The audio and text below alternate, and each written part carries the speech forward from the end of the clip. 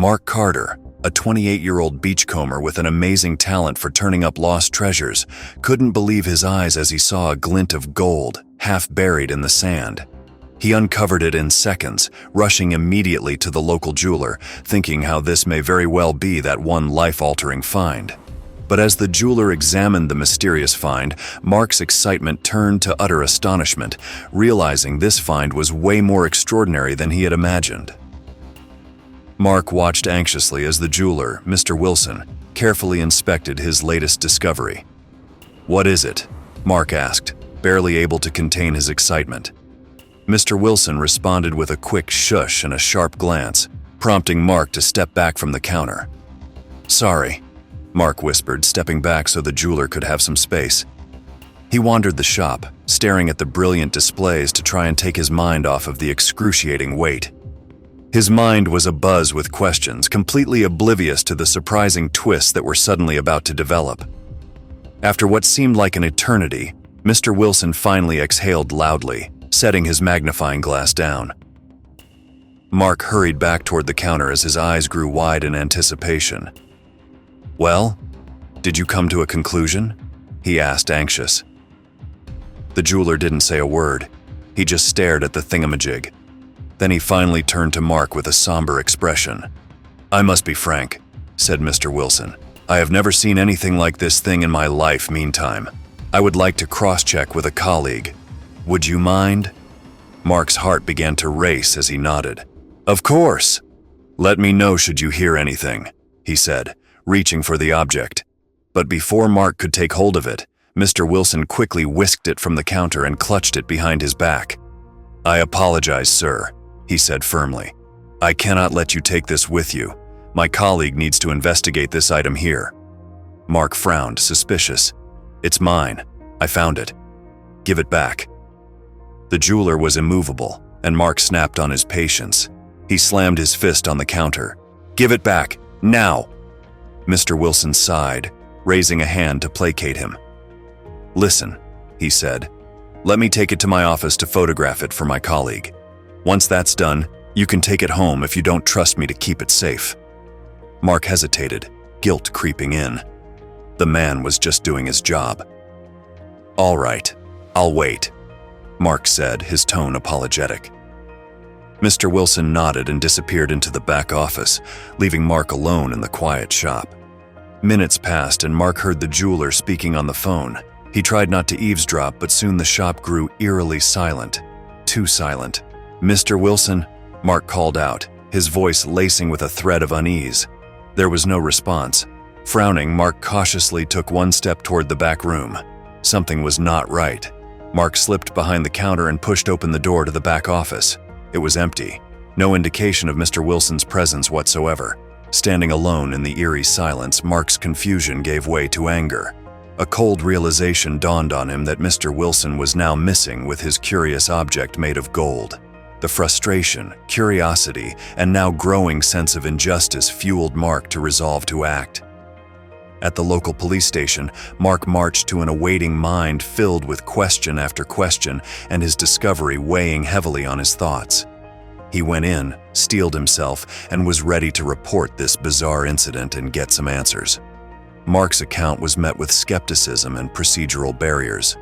Raised eyebrows and endless forms chipped away at his patience, but he refused to back down. His persistence eventually drew the attention of a detective who, intrigued by the strange nature of the case, decided to listen. Together, Mark and the detective started putting together the mystery of it all, their partnership being an unlikely mix of relentless civilian determination and a continuous flow of seasoned investigative skill.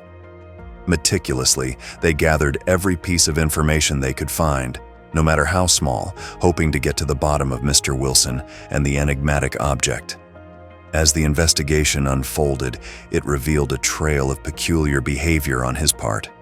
Witnesses described Mr. Wilson as a man increasingly abstracted, burdened by some secret during the days leading up to his disappearance.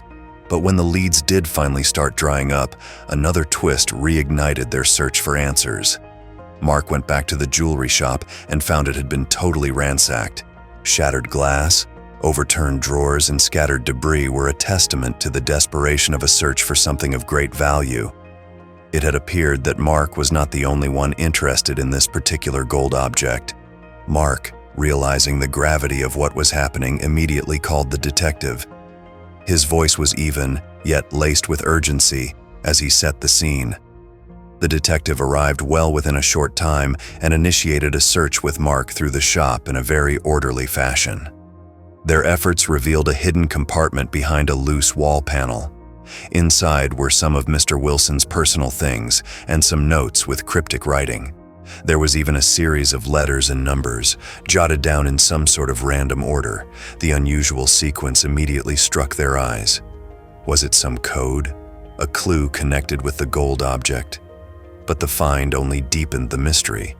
Mark and the detective pored over the sequence, believing it held some sort of hidden meaning. Various methods of decryption were considered, with the notes being pored over for patterns or context. Every letter and number seemed deliberate, holding a significance just out of reach. With each passing moment, the mystery thickened, drawing them closer to the network of secrets that encircled Mr. Wilson and whatever strange power the gold object might possess. The investigation led Mark and the detective back to Mr. Wilson's past, where he was engrossed in the trade of rare and unique artifacts.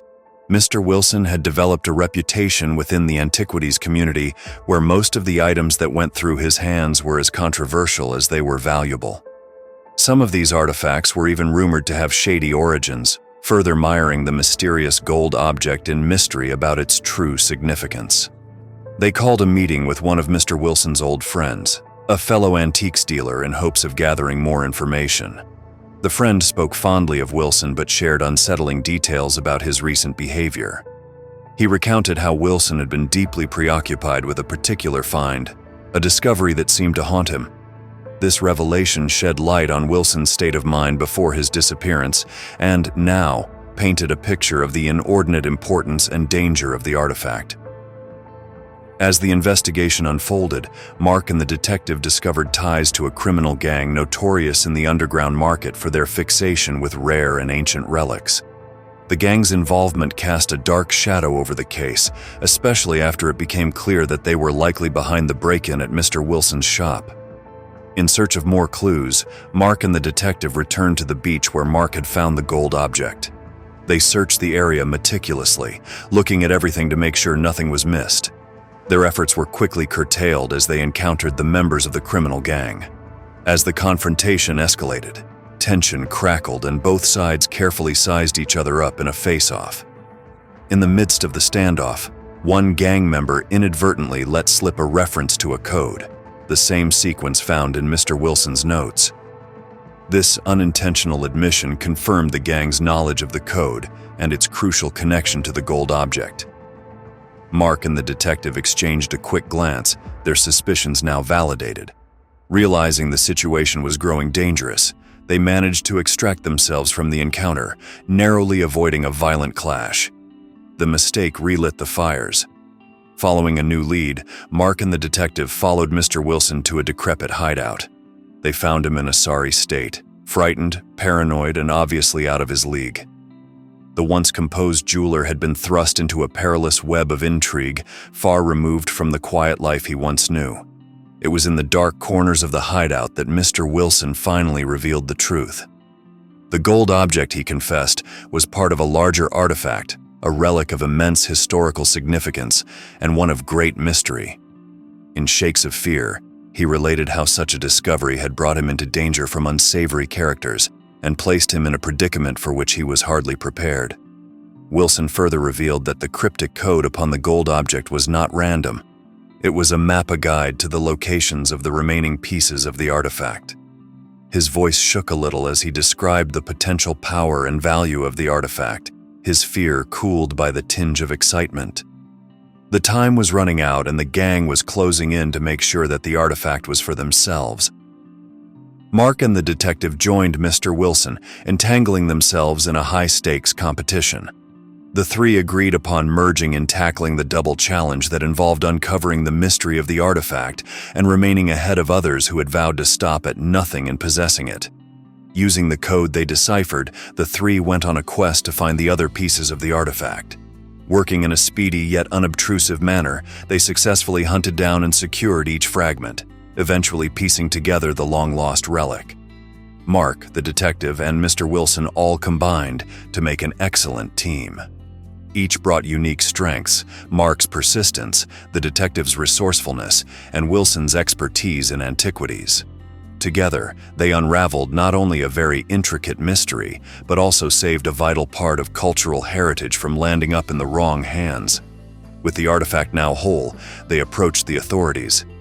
In a meeting filled with astonishment, the trio presented their findings and recounted their perilous journey. The authorities were stunned by the tale and the historical significance of the artifact.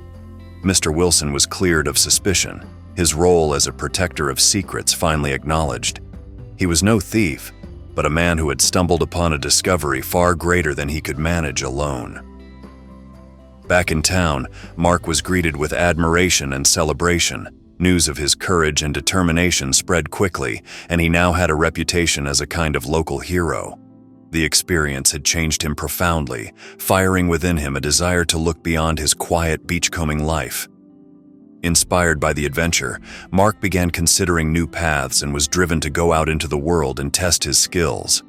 The journey had also cast an enduring bond between Mark and the detective. What began as a partnership of necessity evolved into a friendship built on trust and respect. Saying their goodbyes, there was an unspoken understanding that this perhaps would not be their last adventure together. The town held a celebration to honor the resolution of the mystery and Mark's bravery. Neighbors and friends gathered to applaud his effort, their faces aglow with pride. Heartfelt speeches praised his courage and toasts were raised in his honor. In many ways, the celebration was more than the moment of recognition for Mark.